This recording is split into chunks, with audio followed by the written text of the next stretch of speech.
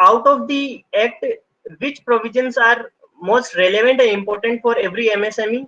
What are the provisions related to delayed payments to them, and various initiatives and schemes launched by the government for the benefit of MSMEs? So, starting with the first thing, which ministry and statutory law governs the MSMEs? So, you can see the name of the Ministry and Statute Act on your screen. A Ministry of Micro, Small and Medium Enterprises are the ministry which governs the provisions of law, the functioning of the MSMEs and their related statutory provisions. The act which governs MSMEs are the Micro, Small and Medium Enterprises Development Act 2006. This act is timely amended and many provisions are time to time changed and added here. Okay, next. So starting with what is MSME, there is not any particular definition of MSME. There is one criteria to decide whether any enterprises is considered as MSME or not. So basically, micro enterprises, second is small enterprises, and third is medium enterprises. So with effect from 1st July, the government has prescribed the limit of investment as well as the limit of turnover, which decides which enterprises is to be called as micro, which enterprises is to be called as small, and which is to be a medium enterprise. So the criteria is, this is the highest limit. If any enterprises investment is within 1 crore rupees and the turnover is within 5 crore rupees, it is to be considered as micro enterprises. The next category is small enterprises, which is where investment is within 10 crore rupees and the turnover is within rupees 50 crore rupees. And likewise, medium enterprises are those enterprises where investment is within rupees 50 crores and the turnover is rupees 250 crores. Here, the point which we have to take care about is the investment has to be considered in plant and machinery and not in any other asset.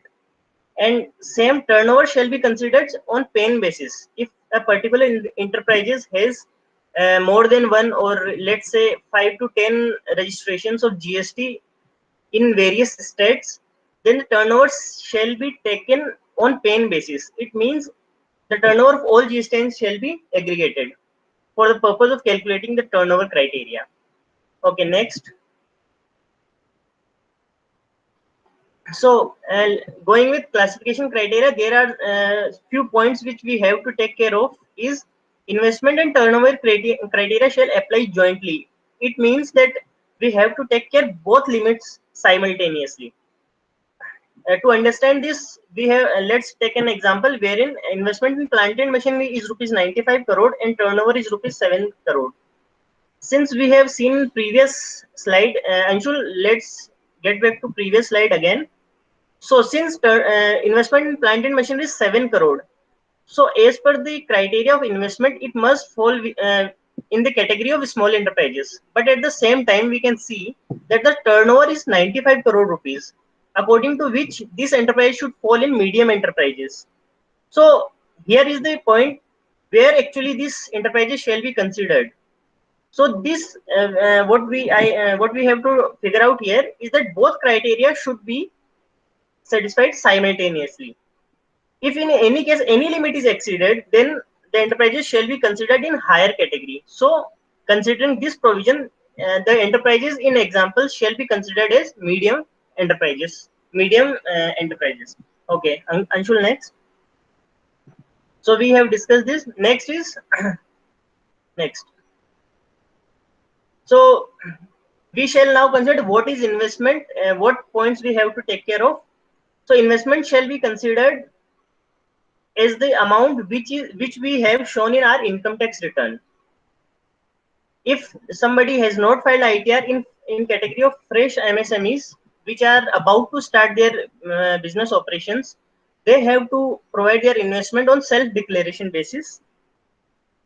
This relaxation is provided up to the point of first financial year wherein the enterprise has to start his operations. Okay, plant and machinery shall have the same meaning which is described in Income Tax Rules 1962.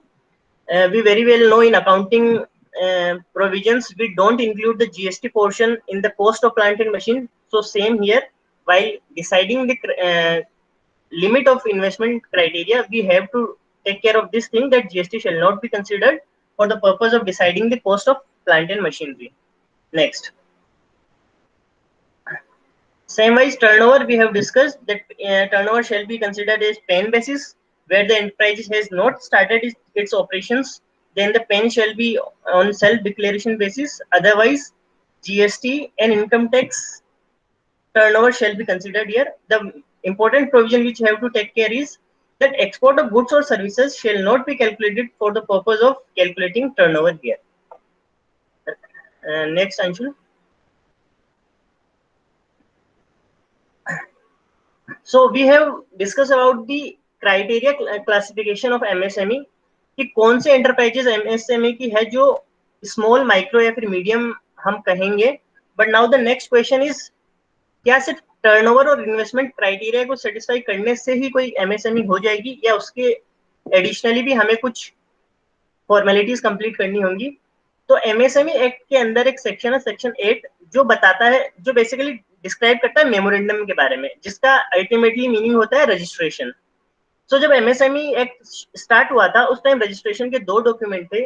I mean registration का जो certificate होता था उसका नाम था entrepreneurs memorandum part 1 और entrepreneurs memorandum part 2.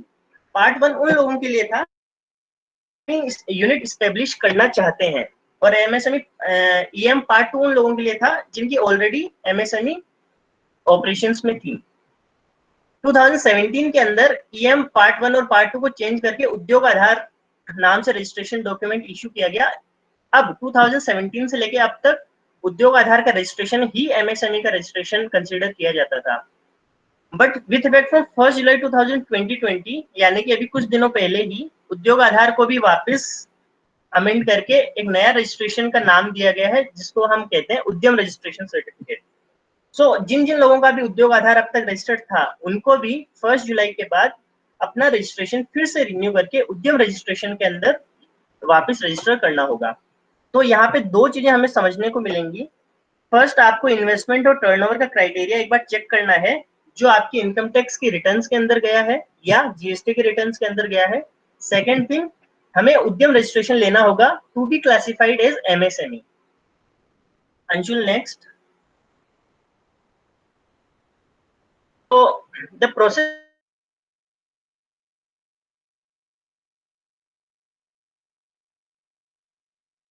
In case of proprietorship proprietor का Aadhaar consider किया जाएगा. In case of partnership managing partner का. एचयूएफ के केस में कर्ता का आधार लिया जाएगा. सेम ऐसे company, LLP, cooperative society, society या फिर ट्रस्ट, इनके केस में ऑथोराइज्ड सिग्नेटरी के आधार को कंसीडर किया जाएगा. कंपनी, एलएलपी, इन सब के केसेस के अंदर ऑथोराइज्ड सिग्नेटरी के पेन के साथ आधार नंबर के साथ साथ उनका पेन भी प्रोवाइड करवाना होगा. और जब हम उद्यम रजिस्ट्रेशन के लिए अप्लाई कर देंगे और हमारा रजिस्ट्रेशन हो जाएगा तो फिर वो एंटरप्राइज एमएसएमई की कैटेगरी में फॉल कर जाएगी. Anshul, next. So now we have to take care about which activities shall be considered for the purpose of registration of उद्यम आधार रजिस्ट्रेशन. ऐसा नहीं है कि कोई भी बिजनेस अगर हम करते हैं, अगर हम इन्वेस्टमेंट क्राइटेरिया या फिर टर्नओवर क्राइटेरिया को सेटिस्फाई करते हैं तो हम एमएसएमई की कैटेगरी में फॉल कर जाएंगे. कुछ एक्टिविटीज ऐसी हैं जिनको एमएसएमई के लिए कंसिडर नहीं किया जाता. तो आप अपनी स्क्रीन पे जो देख रहे हैं वो कैटेगरीज है जिनके लिए आप अगर टर्नओवर और एलिजिबिलिटी क्राइटेरिया को अगर उनको अगर पूरे कर भी रहे हैं, उस केस में भी आप उद्यम रजिस्ट्रेशन नहीं ले सकते और आप एमएसएमई कंसिडर नहीं किए जाएंगे.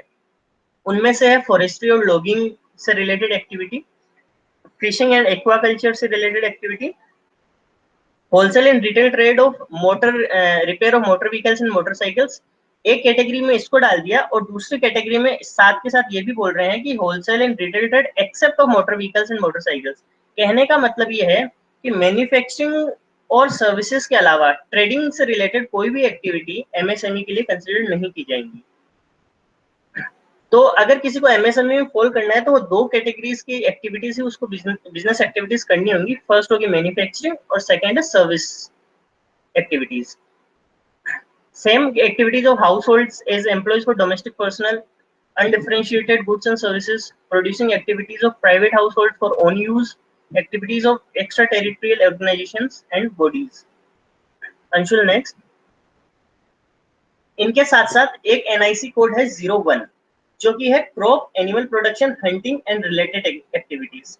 इनको भी एमएसएमई के पर्पज से कंसिडर नहीं किया जाता, लेकिन इसी 2 डिजिट कोड के अंदर ये इसका फर्दर बाइफर्केशन है कि ये जो 5 डिजिट लेवल कोड्स हैं, ऑल्दो वो आते हैं इस 01 के अंदर ही हैं, फिर भी इनको कंसिडर कर लिया जाएगा। यानी कि अगर इससे रिलेटेड एक्टिविटीज हो रही हैं तो वो भी उद्यम रजिस्ट्रेशन के लिए अप्लाई कर सकती हैं और वो भी एमएसएमई में फॉल कर सकती हैं, जिनमें से है production of eggs, operation of poultry hatcheries, beekeeping, honey bee wax, ये सारे एग्रीकल्चर रिलेटेड एक्टिविटीज हैं। अंशुल नेक्स्ट।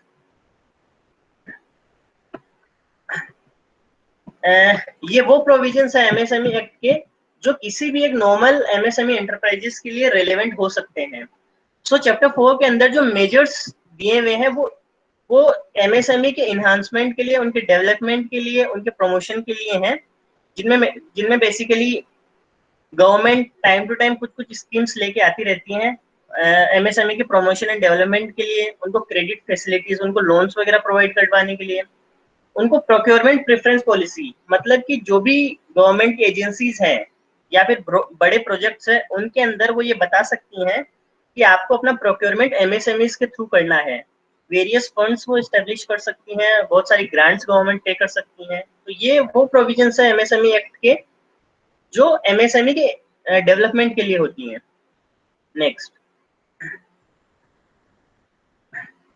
जो सबसे इंपॉर्टेंट चैप्टर है एमएसएमई एक्ट का वो है चैप्टर 5, जिसमें लिखा गया delayed payments to micro and small enterprises. जो एमएससी जो एंटरप्राइजेस हैं उनको अगर पेमेंट में डिले होता है तो एमएससीज को काफी सारे बेनिफिट्स अवेलेबल होते हैं, वो सारे इन प्रोविजंस में लिखा है। तो सेक्शन 15 कहती है liability of buyer to make payment. 16 में लिखा हुआ है डेट फ्रॉम विच, मतलब यहाँ पे अगर हम डिलेड पेमेंट करते हैं तो क्या रेट ऑफ इंटरेस्ट से पेमेंट होगा, किसको पेमेंट होगा, क्या क्या एमएससीज के पावर्स हैं, उनको क्या क्या बेनिफिट्स हैं, जिनके बारे में हम नेक्स्ट स्लाइड्स के अंदर डिटेल में डिस्कशन करते हैं। Anshul next. So now we have to discuss the main provisions which are related to delayed payments to MSMEs. So section 15 is very clearly says that before starting this, let us understand the basic parties which may fall here. एक होगी MSME की वो enterprise जो कोई goods या service supply कर रही है, और दूसरी एंटरप्राइज वो है जो बायर है। बायर एमएसएमई हो भी सकता है, नहीं भी हो सकता है। तो इन प्रोविजंस में ये बताया है कि अगर कभी हम एमएसएमई किसी को सेल करती है गुड्स या फिर सर्विसेज, तो बायर की लाइबिलिटी है कि वो उसको टाइमली पेमेंट करे।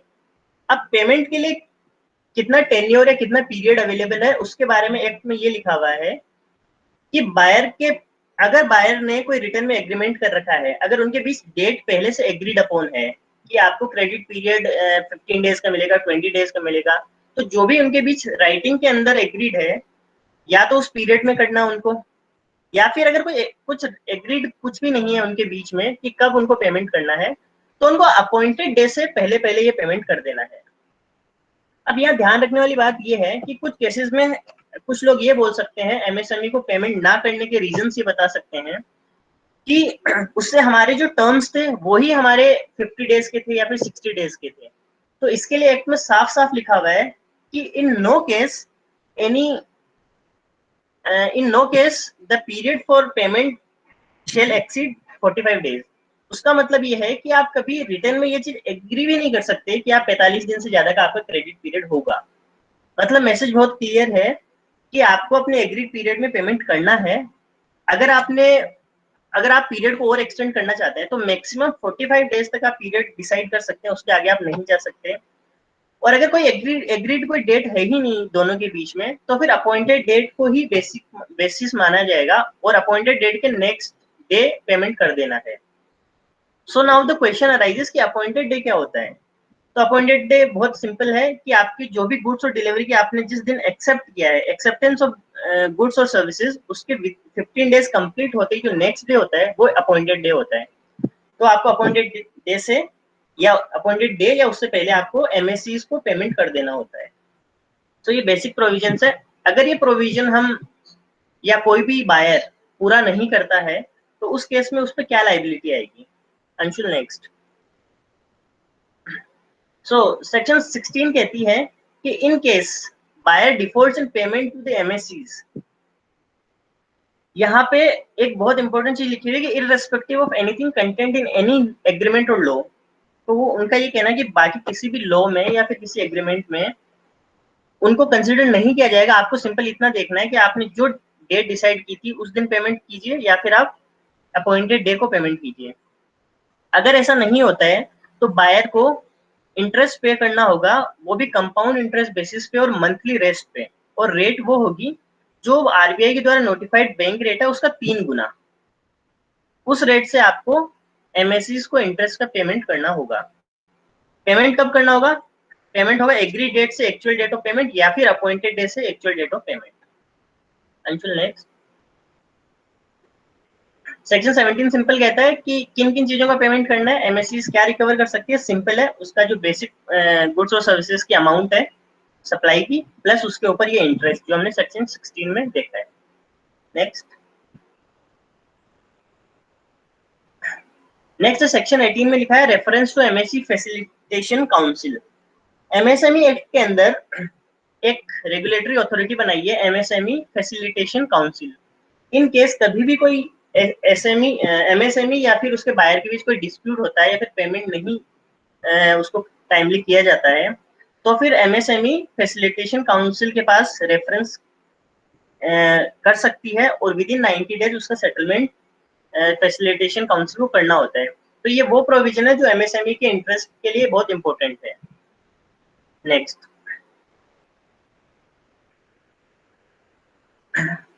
Apart from all these provisions which specifies about the delayed payment to MSMEs, their interest liability and other payments which is required to be made by the buyer to the MSME, कुछ provisions ऐसे हैं जो entity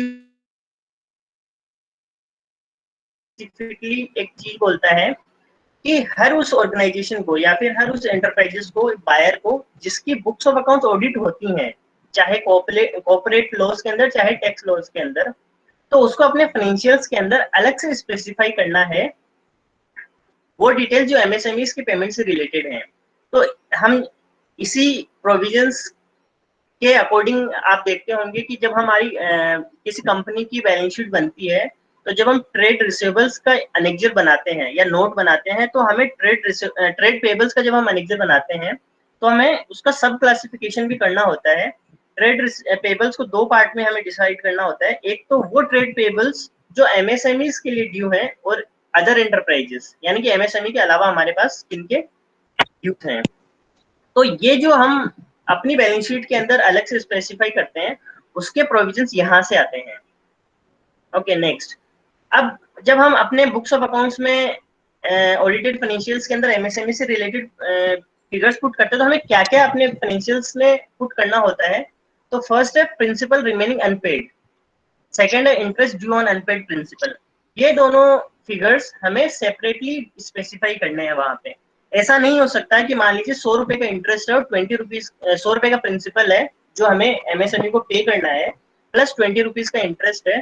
तो ऐसा नहीं होगा कि हम ट्रेड पेबल्स में डायरेक्टली 120 रुपीज लिखते हैं, हमें दोनों को सेपरेटली वहां पे मेंशन करना होगा। नेक्स्ट है हमें वो इंटरेस्ट भी वहां पे नोट्स के अंदर स्पेसिफाई करना होगा जो इंटरेस्ट बायर ने एमएसएमई को डिलेड पेमेंट की वजह से पे कर दिया है, यानी कि हमें वो अमाउंट भी बताना होगा जो वैसे आउटस्टैंडिंग नहीं है लेकिन हमने उसको पे किया था, डिलेड पे किया था और इंटरेस्ट भी उसके ऊपर पे किया था, वो अमाउंट हमें बतानी है। हमें वो अमाउंट भी बतानी है at the end of the year कि क्या इंटरेस्ट ड्यू है और वो पेबल है। सेकंड हमें वो बतानी है जो काफी टाइम से इंटरेस्ट हमारा अक्रू होता चला जा रहा है और अभी तक हमने उसको पे नहीं किया है। और ये सारे इंटरेस्ट और प्रिंसिपल की डिटेल्स जो है वो हमें हर सक्सीडिंग ईयर्स तक अपने फाइनेंशियल्स के अंदर रिपोर्ट करते रहनी है जब तक कि हम वो एक्चुअली पे नहीं करते। सो प्रोविजंस बहुत सिंपल है लेकिन बायर की अगर एंगल से देखा जाए तो उसको इन सब चीजों का बहुत इंपॉर्टेंट ख्याल रखना है। Okay next Anshul. नेक्स्ट ये वो प्रोविजंस है जो बहुत इंपॉर्टेंट है एमएसएमई एक्ट के। सेक्शन 23 कहता है कि इन केस बायर अगर डिले करता है एमएसएमई को पेमेंट में और उसको अगर इंटरेस्ट की लायबिलिटी आती है और वो पे भी करता है, तब भी उसको इनकम टैक्स के पर्पज से इस इंटरेस्ट का अलाउंस नहीं मिलेगा। यानी कि ये इंटरेस्ट हमें इसका बेनिफिट नहीं मिलेगा एक्सपेंस का। इनकम टैक्स के लिए टैक्सेबल इनकम कंप्यूट करते टाइम ये इंटरेस्ट का एक्सपेंस हमें वापस एड बैक करना होगा। सेकेंड है पेनल्टी के provisions. In case facilitation council ने कोई इंपॉर्टेंट हमसे बायर से कोई डिटेल्स फर्निश करने के लिए बोला है और टाइमली अगर वो फर्निश ना की गई हो उनको, तो फिर 1,000 रुपए से लेकर 10,000 रुपए तक पेनल्टी लग सकती है। सेकंड प्रोविजन जो किसी भी एक नॉर्मल बिजनेस एंटिटी के लिए बहुत इंपॉर्टेंट है कि अगर वो एमएसएमई की किसी भी एंटरप्राइज के साथ बिजनेस करता है, अगर कोई सप्लाई एक्सेप्ट करता है और उसको पेमेंट नहीं किया है, और उससे जो जो डिटेल्स हमने अभी सेक्शन 22 से रिलेटेड डिस्कस की थी, अगर वो अपनी एनुअल बुक्स ऑफ अकाउंट्स में के अंदर इसका प्रोवाइड नहीं करवाता है, तो उस पर अप टू 10,000 रुपीज की लिमिट, मिनिमम जो पेनल्टी है वो 10,000 है, यानी कि इससे एक्सीड भी कर सकती है। अंशुल नेक्स्ट। सो ये जो एमएसएमई एक्ट के इंपॉर्टेंट प्रोविजंस थे वो उनका वो रिलेटेड थे कि अगर हम एमएसएमई से कोई सप्लाई एक्सेप्ट करते हैं तो बायर के ऊपर क्या क्या लाइबिलिटी होती है। अब हम जो आगे आने वाले सेक्शन डिस्कस करेंगे वो इस रिगार्डिंग होंगे कि एमएसएमई के प्रमोशन के लिए या फिर एमएसएमई की कैपेबिलिटी के इन्हांसमेंट के लिए गवर्नमेंट के पास क्या पावर्स है जो उसे ये एक्ट देता है, जिनके थ्रू वो टाइम टू टाइम एमएसएमईज को प्रमोट करने के लिए स्कीम्स लाती रहती है। तो उनमें से सेक्शन 9 ये वो मेजर्स है जिनमें गवर्नमेंट एमएसएमईज के प्रमोशन और डेवलपमेंट के लिए टाइम टू टाइम स्कीम्स लेके आती है। सेक्शन 10 में वो पावर्स है जिसमें क्रेडिट फैसिलिटीज एमएसएमईज को प्रोवाइड करवाती है। क्रेडिट फैसिलिटीज गवर्नमेंट अकेली प्रोवाइड नहीं करवा सकती इसके लिए उसको आरबीआई की गाइडलाइंस को ध्यान में रखना है, या फिर अगर कोई चीज उनको लेके आनी है क्रेडिट फैसिलिटीज से रिलेटेड, तो पहले आरबीआई उसका प्रोविजन निकालेगा और फिर वो एप्लीकेबल होगा। सेक्शन 11 बहुत इंपॉर्टेंट है, प्रोक्योरमेंट प्रेफरेंस पॉलिसी। ये वो पॉलिसी होती है जिसके अंदर सेंट्रल गवर्नमेंट की जो पीएसयूज होती हैं या फिर सेंट्रल गवर्नमेंट की मिनिस्ट्रीज होती हैं, उनके जो बाइलॉज है उनमें ये चीज लिखी हुई है कि उनको अपने प्रोक्योरमेंट के मिनिमम 25% जो है वो एमएसएमई से प्रोक्योर करने हैं। ये सारी स्कीम्स जो आती है वो इन सेक्शंस के थ्रू गवर्नमेंट के पास आती है और वहां से ये नई नई स्कीम्स एमएसएमई के लिए निकालते हैं। अंशुल नेक्स्ट। सो ये वो इनिशिएटिव्स है जो टाइम टू टाइम गवर्नमेंट ले रही है। अगर अभी आप एमएसएमई की साइट पे जाके ये सारे डिटेल्स देखते हैं तो आपके पास इन स्कीम्स की ये स्कीम्स बहुत ज्यादा उसके अंदर आपको अवेलेबल हो जाएंगी। इनका वॉल्यूम बहुत ज्यादा है। हर एक पर्टिकुलर इशू से रिलेटेड या फिर एक डिपार्टमेंट से रिलेटेड गवर्नमेंट के पास कुछ न कुछ स्कीम्स हैं। उनमें से जो कुछ कुछ मेन स्कीम्स है वो हम यहाँ पे आपको एक्सप्लेन कर रहे हैं। एक गवर्नमेंट इनिशिएटिव है जो कि डिजिटल इनिशिएटिव है, एमएसएमई समाधान। तो हमने अभी तक जो सेक्शन 15 से लेकर उसके आगे तक डिलेड पेमेंट के बारे में अभी डिस्कस किए थे, उनको एक्चुअल में इम्प्लीमेंटेशन में लाने के लिए ये गवर्नमेंट का पोर्टल है जिसकी लिंक भी आपको यहाँ पे अपनी स्क्रीन पे राइट साइड में दिख रही होगी। एमएसएमई समाधान वो पोर्टल है जहाँ पे अगर कोई डिलेड पेमेंट होता है तो उसका मॉनिटरिंग का पूरा सिस्टम है। यहाँ पे एक एमएसएमई ऑनलाइन एप्लीकेशन फाइल कर सकती है against the buyer of goods और सर्विसेज। ये फैसिलिटेशन काउंसिल के सामने ऑनलाइन एप्लीकेशन फाइल होती है। यहाँ से ये एप्लीकेशन सेंट्रल मिनिस्ट्रीज को, डिपार्टमेंट्स को, स्टेट गवर्नमेंट्स को और उन सारे लोगों को दिखती है जो कि इसमें की स्टेक होल्डर्स हैं। इस पोर्टल के थ्रू जो भी अपनी रेफरेंस किया जाता है फैसिलिटेशन काउंसिल के सामने, उसको विद इन 90 डेज कंप्लीट करना होता है। तो ये एक डिजिटल फॉर्मेट है। अगर आप इसकी लिंक पे जाके देखेंगे तो आपको वहां इससे रिलेटेड बहुत सारी डिटेल्स मिल जाएंगी। नेक्स्ट है एमएसएमई संबंध, public procurement policy monitoring system. हमने जो भी डिस्कस किया था सेक्शन 11 के अंदर कि गवर्नमेंट के पास कुछ एमएसएमई के प्रमोशन और डेवलपमेंट के लिए जो स्कीम्स लेके आती है उनमें से एक है, और उस प्रोक्योरमेंट पॉलिसी को इम्प्लीमेंट करने के लिए गवर्नमेंट ने एक नया ये भी एक डिजिटल इनिशिएटिव निकाला है जिसका नाम है एमएसएमई संबंध। इसकी लिंक है, एक अलग वेबसाइट है। अगर आप उस पर जाते हैं तो वहां सेंट्रल मिनिस्ट्रीज और डिपार्टमेंट्स और पीएसयूज की सारी लिस्ट आ जाती हैं। उनका जो अपना खुद का एक बाइलॉ है कि उनको अपना प्रोक्योरमेंट का मिनिमम 25% एमएसएमई से प्रोक्योर करना है। तो कोई भी एमएसएमई उस साइट के ऊपर जाके अगर उसके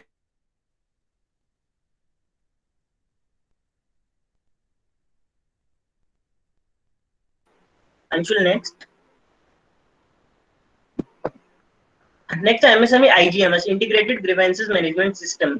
ये भी एक आईटी इनिशिएटिव है जहां पे आपको ऑनलाइन अपनी कोई भी ग्रीवेंस रिलेटेड कोई भी इशू है वो आप वहां जाके ग्रीवेंस फाइल कर सकते हैं और वहां ऑनलाइन एक टाइम बाउंड प्रोसेस के थ्रू आपका उसको रिप्लाई मिल जाता है। इसकी जो लिंक है, अभी कुछ दिनों पहले गवर्नमेंट ने एक नया वेब पोर्टल लॉन्च किया जिसका नाम है चैंपियंस। ये ऑलमोस्ट सारी चीजें वहां पे जाके आपको मिल जाएंगी। नेक्स्ट है उद्यम registration, simplifying registration of MSME. ये वो इनिशिएटिव है जिसके थ्रू ये डिजिटल और आईटी इनिशिएटिव आने से पहले एमएसएमई के लिए रजिस्ट्रेशन भी अपने आप में एक लेंथी प्रोसेस था।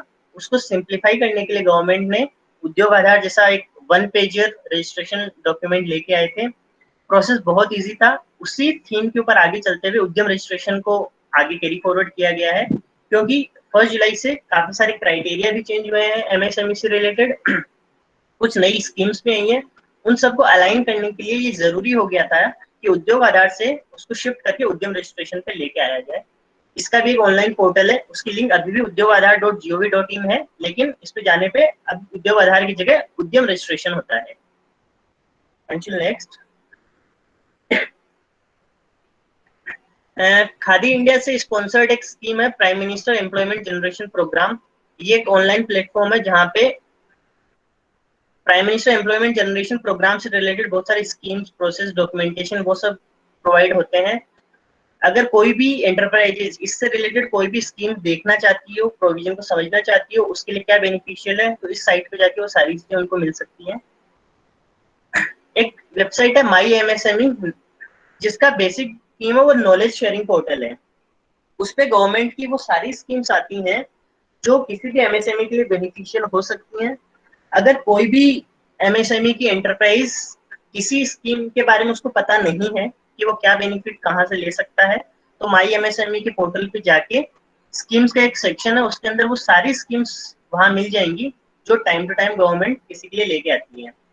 एक चीज यहाँ पे समझने वाली ये है कि अगर आप इन पोर्टल्स पे एक बार विजिट करेंगे तो आपको पता चलेगा कि एमएसएमई के बेनिफिट के लिए गवर्नमेंट बहुत सारे एफर्ट्स कर रही है।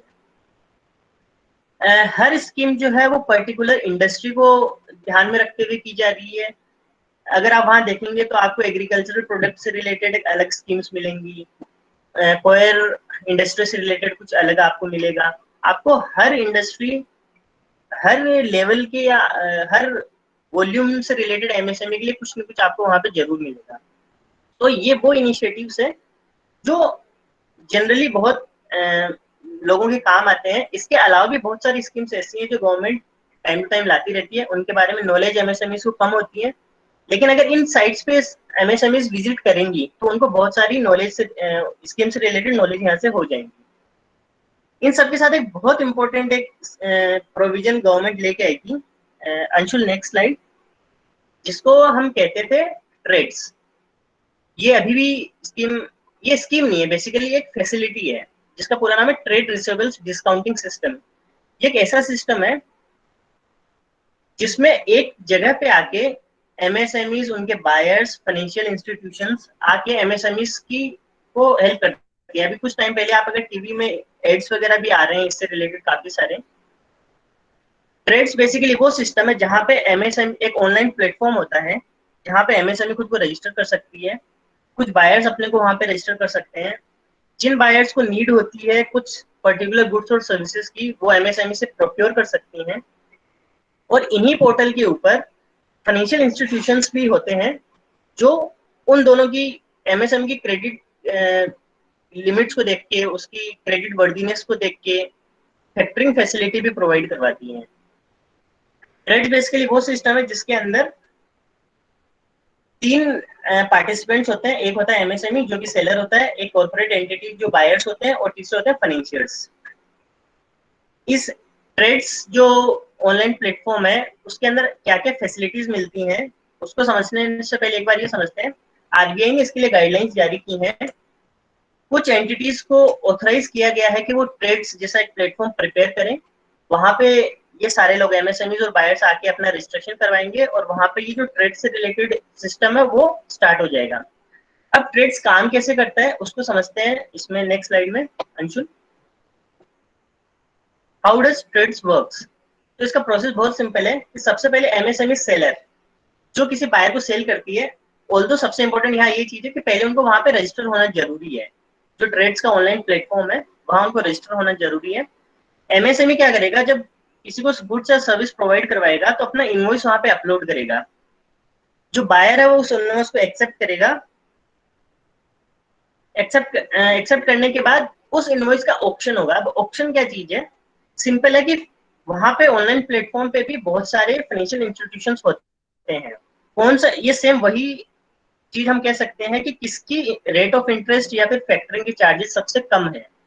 तो जो जो फाइनेंशियल इंस्टीट्यूशंस उस प्लेटफॉर्म के ऊपर होंगे वो अपने अपने बिड लगाएंगे उस इनवॉइस पे। इसको समझने के लिए हम यूँ समझ सकते हैं कि एक इनवॉइस था 1000 रुपीज का, जो एमएसएमई के सेलर ने अपलोड किया था, बायर ने उसको एक्सेप्ट कर लिया। अब हर एक फाइनेंशियल इंस्टीट्यूशन उसके ऊपर अपनी बिड लगाते हैं कि वो उसको 800 रुपए पे, कोई बोलता है हम उसको 700 रुपए पे फैक्टर कर देंगे, और ऐसी सबकी स्कीम्स चलती हैं। बायर के लिए जो सबसे सुटेबल, जो एमएसएमई यूनिट के लिए जो सबसे सुटेबल कॉस्ट है उसके ऊपर वो इसको एक्सेप्ट कर सकता है। इस केस में जो एमएसएमई की यूनिट है उसको तुरंत उस टाइम ही पैसा मिल जाता है, लिक्विडिटी उसकी हैम्पर नहीं होती और उसको तुरंत उसका पैसा मिल जाता है। इन केस आगे जाके बायर उसका पेमेंट नहीं भी करता है तो जो फाइनेंशियल इंस्टीट्यूशन है वो एमएसएमई सेलर से वो पैसा नहीं मांग सकते। तो आप समझिए ट्रेड्स का जो बेसिक थीम है वो ये है कि कभी भी एमएसएमई यूनिट्स को कैश क्रंच ना आए। जो जो लोग ट्रेड्स के ऊपर रजिस्टर्ड हैं और सेलर्स को सेल कर रहे हैं, इस सिस्टम के थ्रू उनको टाइमली उनको पैसा मिल जाता है। ऑल्दो वो फैक्टरिंग पे मिलता है लेकिन उनका कैश क्रंच नहीं रहता। तो ट्रेड्स एक बहुत अच्छी फैसिलिटी है। गवर्नमेंट इसको प्रमोट करने में खूब सारे एडवर्टाइजमेंट्स भी निकाल रही है, लेकिन फिर भी ये बहुत कम लोगों तक अभी पहुंच पाया है। अंशुल, नेक्स्ट। सो बेसिकली जो इम्पोर्टेंट प्रोविजन है वो यही है कि अगर सेलर पेमेंट में डिफॉल्ट करता है, सॉरी बायर पेमेंट में डिफॉल्ट करता है, तो एमएसएमई सेलर से को पेमेंट नहीं करना होगा। अभी जो है मेन बहुत सारे ट्रेड्स हैं जिनको आरबीआई ने ऑथराइज कर दिया है, लेकिन जो मेन लीडिंग ट्रेड्स की जो सिस्टम्स है वो एक है receivables exchange of India limited. ये सिडबी और एनएससी के जॉइंट वेंचर है जिसमें 3 बैंक्स भी और साथ हैं, एसबीआई, आईसीआईसीआई बैंक और यस बैंक। एक M1 एक्सचेंज नाम से भी ऑनलाइन प्लेटफॉर्म है जो ट्रेड्स सिस्टम है। एक है ए डॉट ट्रेड्स, इसका जो ट्रेड नाम है वो है इनवॉइस मार्ट। अगर आप इसकी साइट पे जाके देखेंगे तो आपको वहां सारी डिटेल्स मिल जाएंगी। ये एक्सिस बैंक और एम जंक्शन सर्विसेज का जॉइंट वेंचर है। अंशुल, नेक्स्ट।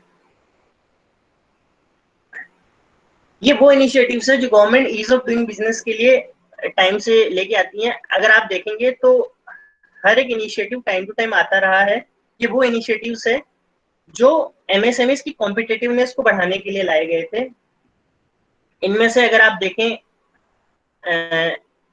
जैसे एक पोर्टल है उद्योग आधार रजिस्ट्रेशन का था जो अब उद्यम आधार का है। फिर यहाँ पे इम्पैक्टफुल आइडिया शेयरिंग के लिए भी अभी जो नया पोर्टल आया है चैंपियंस, उसके ऊपर भी एक सेक्शन है जहाँ आप अपने जाके आइडियाज पुट कर सकते हैं। जो स्टार्टअप्स वगैरह के बारे में सोच रहे हैं वो चैंपियंस की साइट पे जाके अपने आइडियाज वहाँ पुट कर सकते हैं। गवर्नमेंट उनको हेल्प करती है उसमें। Digital payments, international district, zero defect zero goods के लिए गवर्नमेंट बहुत सारी इनिशिएटिव लेके आ रही है। वो अपनी एमएसएमई को कैपेबल बनाना चाहती है कि उनके फाइनल प्रोडक्ट्स के अंदर जीरो डिफेक्ट तक की रीच हो सके। Design cleaning, quality management, technology and marketing, ये सारी वो सारी स्कीम्स है जो government time to time MSME को।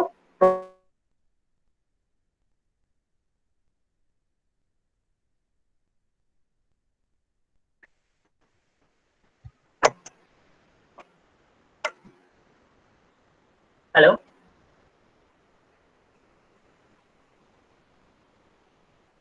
Anshul.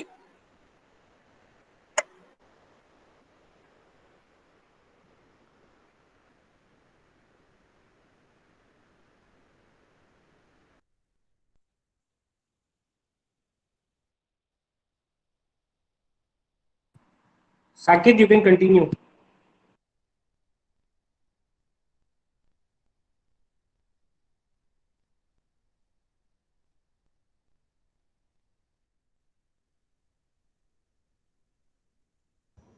Saket, I guess there are some network disruptions at Anshul's and you may continue with your PPT. In fact, yeah, if possible, you can present. I think that it's sir, am I audible? PPT is visible, right? Yes, it is visible. Okay, Anshul, it is visible. So what you are capable to see on your screen is those initiatives. These are logos of that particular initiatives. With each logo, there is one platform. You may click on these logos. आप उन sites के ऊपर जाके ये सारी चीजें देख सकते हैं जो सबसे रेलेवेंट होता है। इनमें से जैसे एक है एमएसएमई डेटा बैंक। ये बहुत इंपॉर्टेंट प्लेटफॉर्म, एक वेबसाइट है जहाँ पे एमएसएमई अपनी पूरी डिटेल्स वहां जाके पुट कर सकती हैं। यहाँ पे बहुत डिटेल्ड में हर एक डेटा पुट होता है। पार्टनर्स की डिटेल्स, उनके प्रोमोटर्स की डिटेल्स, एड्रेस, इंस्टॉल्ड कैपेसिटी, ये सारी चीज ये उन लोगों के लिए है जो अपनी स्केल को बढ़ाना चाहते हैं। जब सेंट्रल मिनिस्ट्रीज को, सेंट्रल पीएसयूज को कोई प्रोक्योरमेंट लेना होता है तो वो इस एमएसएमई डेटा बैंक के ऊपर आके सर्च करती है कि कौन कौन से एमएसएमई किन किन प्रोजेक्ट्स में काम कर रही हैं। स्पर्टी एक अलग कैटेगरी के लिए एक पोर्टल है। ऐसे ही अगर आप देखते हैं, ये जो एक संपर्क, समाधान, संपर्क, संबंध, ये सारे एक अलग वेब पोर्टल बना दिए हैं गवर्नमेंट ने, जिसके ऊपर पर्टिकुलर हर एक एमएसएमई अपनी नीड के अकॉर्डिंग जाके इन स्कीम्स का बेनिफिट ले सकती है। Okay Anshul, next.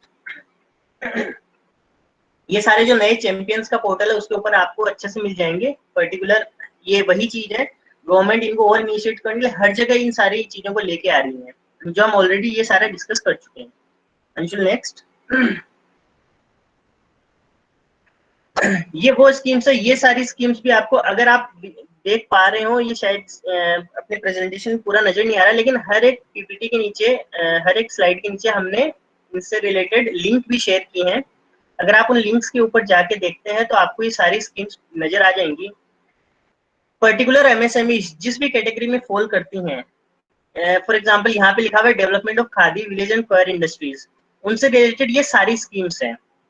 एमएसएमईज को ना सिर्फ क्रेडिट फैसिलिटी वो एक पार्ट है, उसके अलावा भी अगर किसी तरीके का गवर्नमेंट से हैंड होल्डिंग सपोर्ट चाहिए या और कुछ चाहिए तो गवर्नमेंट इन स्कीम्स के थ्रू प्रोवाइड करवाती है। अंशुल, नेक्स्ट। सो ये उसी का एक पार्ट है, technology upgradation and quality certification, marketing promotion schemes.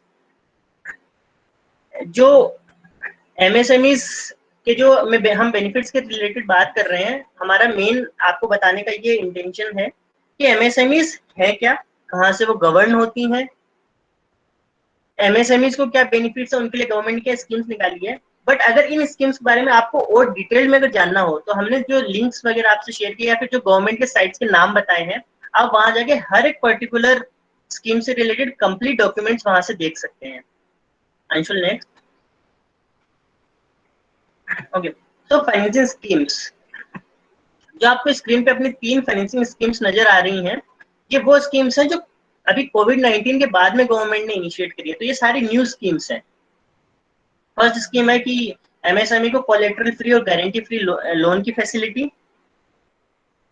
ये स्कीम जो वो 31 अक्टूबर तक अवेल की जा सकती है, जिसमें कोई गारंटी फीस नहीं लगेगी, कोई कोलेटरल नहीं लगेगा। अगर ये डिफॉल्ट होते हैं लोन्स तो इस केस में फाइनेंशियल इंस्टीट्यूशंस को, बैंक्स को गवर्नमेंट गारंटी प्रोवाइड करवा रही है, उनका पैसा डूबेगा नहीं। नेक्स्ट है डिस्ट्रेस्ड एसेट्स फंड सबऑर्डिनेट डेब्ट स्कीम फॉर एमएसएमईज। ये स्कीम उन एमएसएमईज के लिए है जिनके ऑलरेडी लोन्स चल रहे थे और जो 30 अप्रैल तक एनपीए हो चुके हैं। गवर्नमेंट उनको वापस अपनी पोजीशन में लाने के लिए ये स्कीम लेके आई है, ताकि वो फिर से वही पोजीशन ला सके जो कोविड से पहले थी।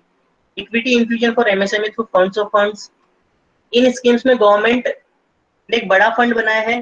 वो फंड्स जो भी प्रॉमिसिंग एमएसएमई उनको नजर आती है, उनमें डायरेक्ट कैपिटल इन्फ्यूजन करेगी और ट्राई करेगी कि वो आगे जाके स्टॉक एक्सचेंज में लिस्ट भी कर सके अपने आप को। तो ये जो स्कीम्स है वो नई स्कीम्स आई हैं जिनमें गवर्नमेंट एमएसएमई को फिर से एस्टेब्लिश करने के लिए, जो भी वो कोविड के कारण अपने एक पेस खो चुके थे, उनको वापस अपनी नॉर्मल एक्टिविटीज में लाने के लिए की गई है। अंशुल नेक्स्ट ये वो फाइनेंसिंग स्कीम्स है जो ऑलरेडी पहले से ही चल रही थी। Credit guarantee scheme for micro and small enterprises. हर एक लोन फैसिलिटी या क्रेडिट फैसिलिटी के अपने प्रोज एंड कॉन्स हैं, अपने कुछ रूल्स हैं, कुछ एलिजिबिलिटी क्राइटेरियाज हैं। ये सारी स्कीम्स आपको चैंपियंस पोर्टल पे या फिर mymsme.gov.in पे या इन सब पे डिटेल्स मिल जाएंगी। स्कीम से रिलेटेड अगर आपको कुछ समझना है तो वहां पे आपको इतना डिटेल में भी मिलेगा कि कौन कौन एलिजिबल है, कौन कैसे इसको अप्लाई कर सकता है, किसको क्या बेनिफिट मिलेगा, इंटरेस्ट की कब तक आपको छूट मिलेगी, रेट ऑफ इंटरेस्ट क्या रहेगी, गवर्नमेंट आपको क्या फैसिलिटी प्रोवाइड करवाएगी।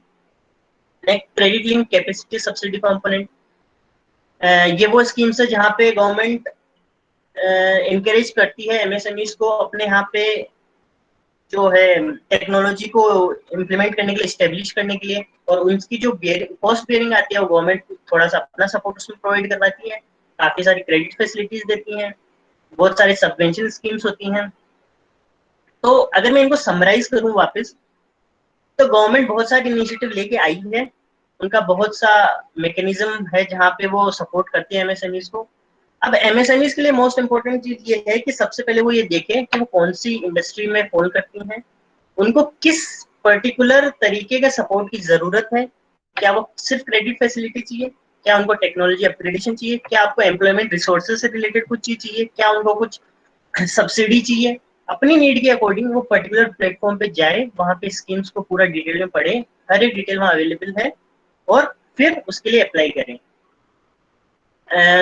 तो Anshul next, I think I have covered the basic very basics of the MSME, the main provisions which govern these MSMEs, the benefits provided by the government, the schemes and initiatives launched by the government. If in case apart from this you have, I think I have missed one thing.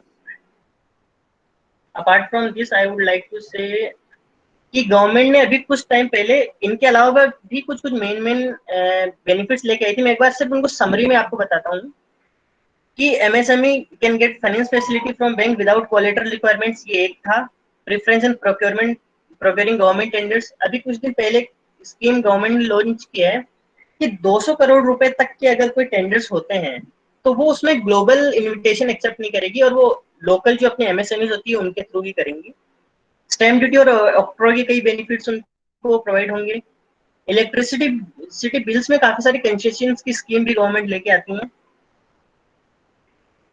Time bound resolution of disputes, जो कि हम देख चुके हैं, समाधान एक portal है उसके ऊपर होती हैं। आईएसओ सर्टिफिकेशन, ट्रेडमार्क से रिलेटेड ये सारी जो एक्सपेंसेस होते हैं उसको भी गवर्नमेंट रिइंबर्स करने के लिए कुछ स्कीम्स लेके आती हैं। सो ये बेसिक्स था एक एमएसएमई के बारे में कि वो कैसे अपने एंटिटी को वापस अपने एंटरप्राइज को स्टेब्लिश करने के लिए, या उन लोगों को जिनको वैसे कोई फाइनेंशियल इश्यू नहीं है लेकिन उनको बेनिफिट्स क्या गवर्नमेंट प्रोवाइड करवा रही है, एटलीस्ट वो समझ सकें और इसको आगे बढ़ सकें। So that's all from my side. अगर आपको कुछ क्वेरी है तो आप प्लीज पूछ सकते हैं।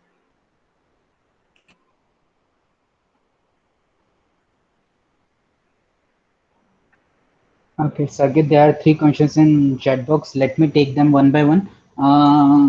Meanwhile, you all can post your queries in chat box if in case you have any.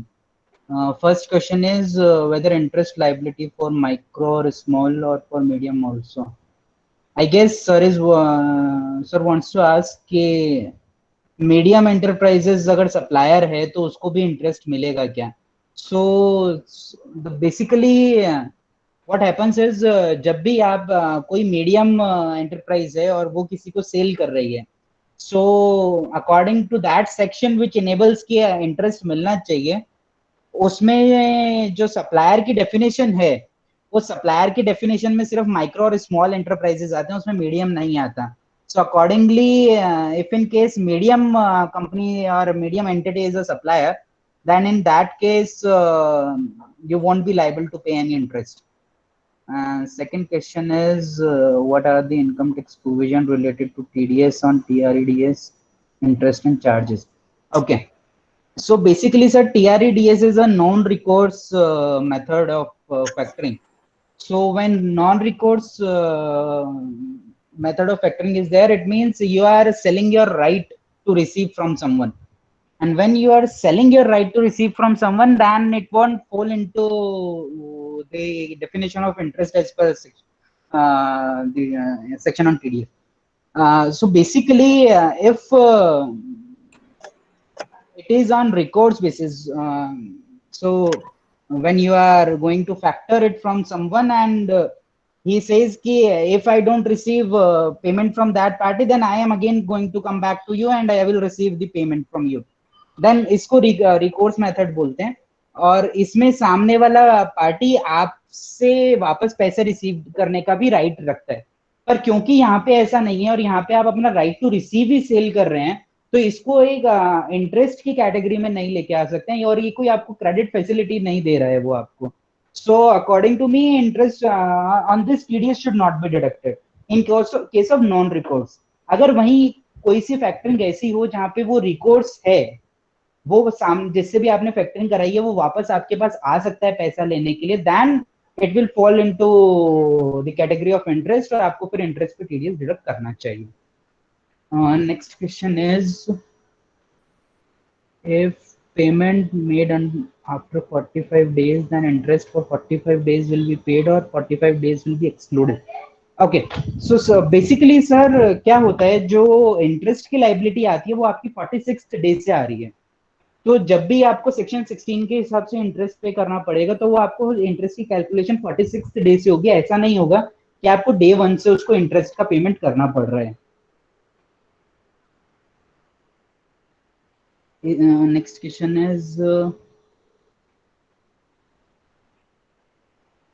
there any benefit in electricity expenses? Yes, sir, there are some benefits if in case an MSME is having power connection.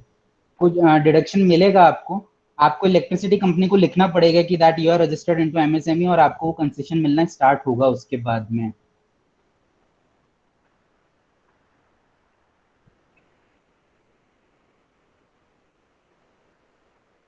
Next question is while registering for Udyam, for which financial year the detail of plant and machinery need to be given? It is the immediately preceding financial year, right? What is the time limit? Join projecting.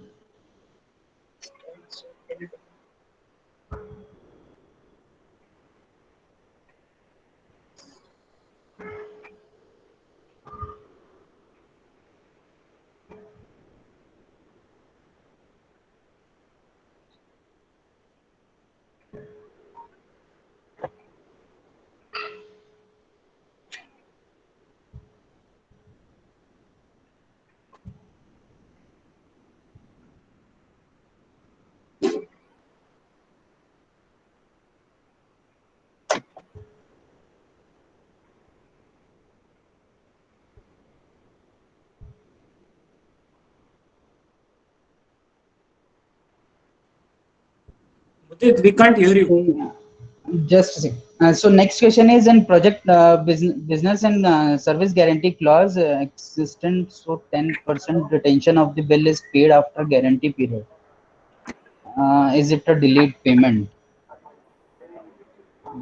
Yes sir, in this sense there is a provision in MSME Act कि अगर आपको goods और services की quality से related कोई issue है, आपको उनको या फिर और कोई ऐसा आपका है जिसमें आपकी उनसे एमएसएमईज के साथ पहले से एग्रीड अपॉन थिंग्स है कि आप इसका पेमेंट इस पर्टिकुलर चीज के बाद करेंगे, तो आपका जो पीरियड है वो एग्रीड अपॉन पीरियड काउंट ही उसके बाद होगा. तो अगर आपने 10% डिटेंशन के लिए कंडीशन ये रखी है कि पर्टिकुलर सर्विस के बाद में आपको ये पे करना है, तो उसके बाद से आपका पीरियड स्टार्ट होगा, तो ये डिलेड पेमेंट कवर्ड नहीं माना जाएगा.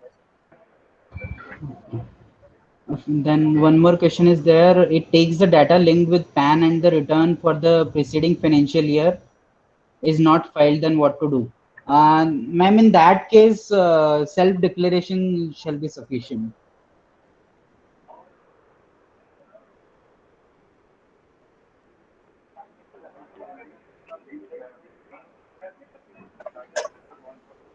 Hello.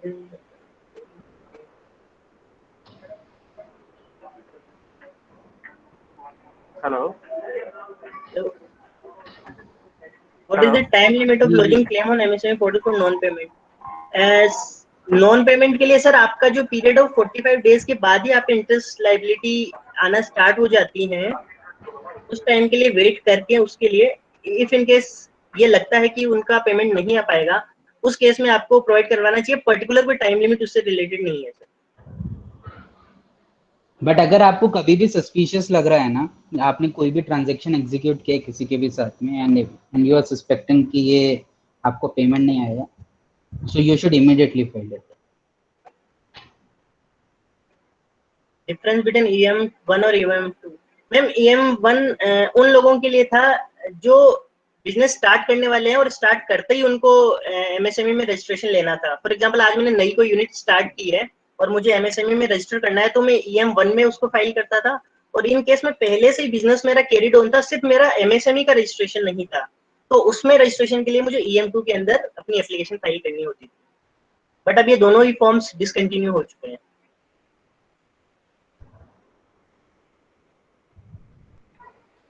Okay, I guess there are no more question.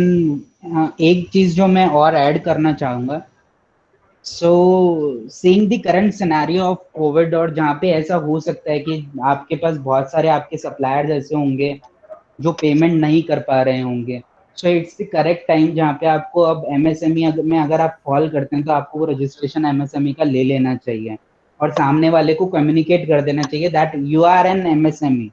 और अगर आपका पेमेंट टाइमली नहीं होता है तो फिर सामने वाले के ऊपर इंटरेस्ट का लाइबिलिटी भी आता है। So just to put a moral pressure कि मेरे ऊपर इंटरेस्ट का लाइबिलिटी आ जाएगा, तो सामने वाला हो सकता है आपको थोड़ा प्रेफरेंशियल पेमेंट करने का सोचे। I guess one more question is there, whether payment can be held due to not.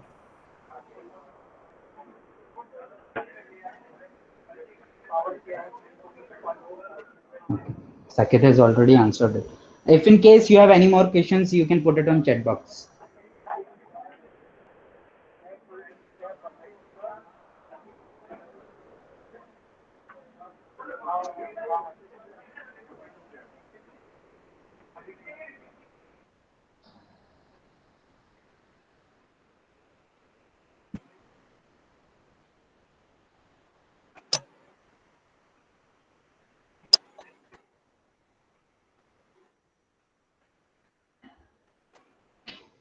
I guess there are no more questions. We can sign off now. Any questions, sir? Two more questions are there. Just जो GST input नहीं दे रहे हैं उनके भी MSME में launch कर सकते हैं क्या? सर पेमेंट तो पेमेंट है, पार्ट पेमेंट। आपको कैसे पता है कि आपका, अगर उसने 18 रुपये रोक रखा है, मान लीजिए आपने 100 रुपए का आपका प्रोडक्ट था, 18 रुपए उस पर GST लगा है, 118 टोटल अगर आपको सामने वाले से लेना है तो आपको 118 लेना है। ऐसा नहीं देखते उस पेमेंट के लिए कि 100 रुपए आपका MSME वाला पेमेंट है और 18 रुपए तो स्टैट्यूटरी पेमेंट जो आप सरकार को दोगे। ऐसा नहीं है, तो वो पूरा का पूरा पेमेंट ही उसमें ऑब्वियसली कंसिडर करेंगे। Next question is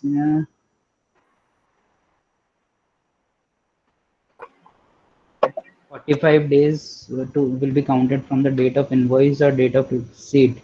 Ideally, it should be date of invoice. This limitation clause is applicable on MSME. Limitation clause is applicable on.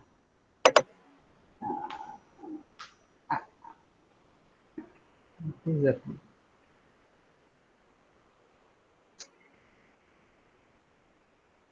Sir, but the issue will be if in case someone wants to invoke limitation, the period is 3 years, and here you will have to pay interest from 46th day. So ideally, since interest shall be accumulating, no, you will have to calculate interest on monthly basis, and you will have to pay it off also. So अगर आप limitation वाले में जाएंगे तो इधर ये MSME की आप नॉन कंप्लायंस कर देंगे।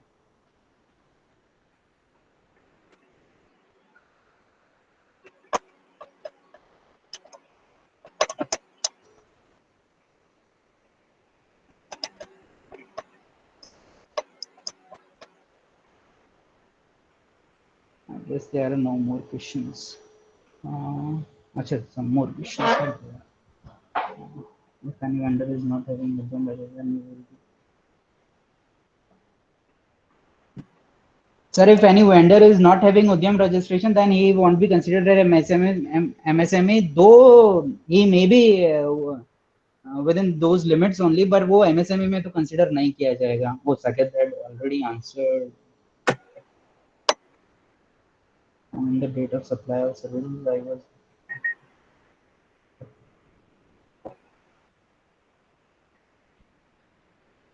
On the date of supply of service, I was not registered as an MSME, but now I got registered. Can now I claim interest?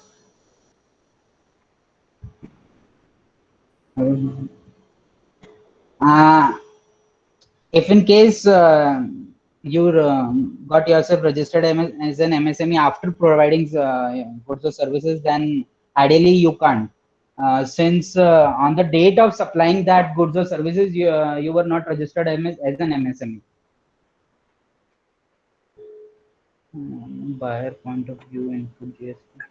Apart from this, we would like to say that in case, since the topic is the new, or we can say that the schemes and initiatives of government are the new.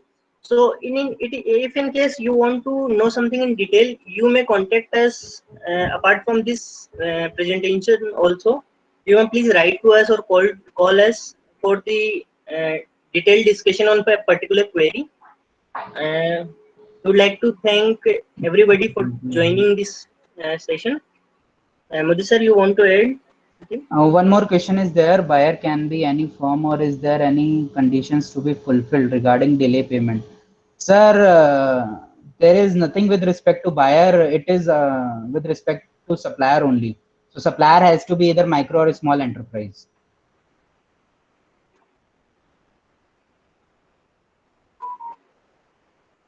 Yeah, I guess we have covered all questions.